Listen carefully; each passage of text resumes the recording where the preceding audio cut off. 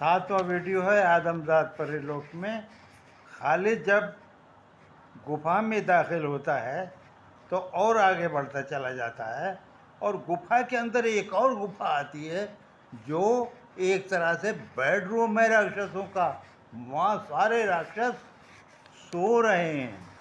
सोते वक्त उनके खर्राटे ऐसे मालूम हो रहे हैं जैसे किसी बड़े कारखाने में मशीनों की गड़गड़ाहट। गुफा की एक दीवार पर और भी अजीब तरह का राक्षस चट्टान में दांत गड़ाए हुए लटका हुआ है और सो रहा है। उसके खर्राटे और भी भयानक हैं। खालिद समझ जाता है कि यही लोहमुख है और लोहमुख के आस पास आकर उसके पहाड़ जैसे डील को देखता है। लटके हुए उसके पैर जमीन से 1 फुट ऊंचाई पर हैं। उसके पैरों के पास कई भयानक राक्षस पत्थरों पर सर रखे हुए सो रहे हैं। खालिद हिम्मत करके आगे बढ़ता है और एक टूटी हुई बोतल लोहमुख के पैर के तलवे में जोर से चुभाकर पीछे लौट जाता है। भाई इंसानी हरकतें कर रहा है। दर्द होने पर लोहमुख दहाड़ता है, कौन है? मेरे पैर में ये किसने क्या चुभाया है? मुझसे छेड़छाड़ करने की हिम्मत किसने की? कच्चा चबा डालूंगा। खालिद जल्दी से एक राक्षस के घड़ियाल जैसे पेट में गुदगुदी करके एक तरफ हो जाता है। गुदगुदी होने से उसे सोते सोते जोर की हंसी आती है। लोगों समझता है कि उसके पैर में इसी मोटे राक्षस ने कुछ चुभाया है।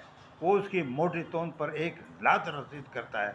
लात लगते ही मोटा राक्षस तड़प उठता है। हाय मर गया, बचाओ बचाओ।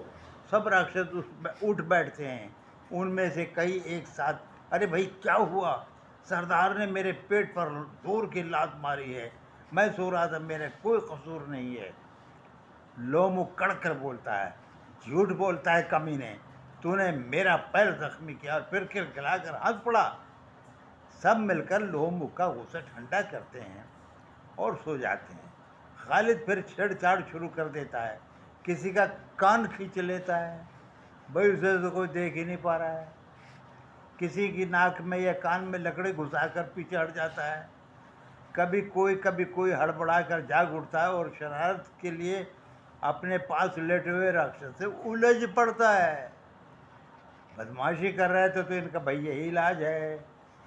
अब खालिद का हौसला बढ़ जाता है और वो उस जगह पहुंच जाता है जहां लोहमुख ने दांत गड़ा रखे हैं।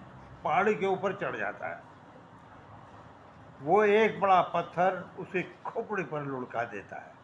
पत्थर खोपड़ी पर पड़ते ही लोहमुख बौखला जाता है और सोए हुए राक्षसों के ऊपर दांत से कूद पड़ता है। कई राक्षस एक साथ चिल्ला उठते हैं। खूब तू मैं होती है। नौबत यहाँ तक आती है कि तलवारें निकल आती हैं और आपस में तलवारें जब निकल आती हैं तो आपस में जमकर लड़ाई होती है। लोहमुख कई राक्षसों को मौत के घाट उतारकर उनके हाथों खुद भी मारा जाता है। लो भाई, लोहमुख की तो कहानी ख़त्म हो गई। लोहमुख तो मारा गया, उसकी फौज भी मारी गई नीलम परी पे। अब लोहमुख की तरफ से तो खतरा नहीं है, लेकिन असल खतरा अब सामने आएगा। वो क्या है?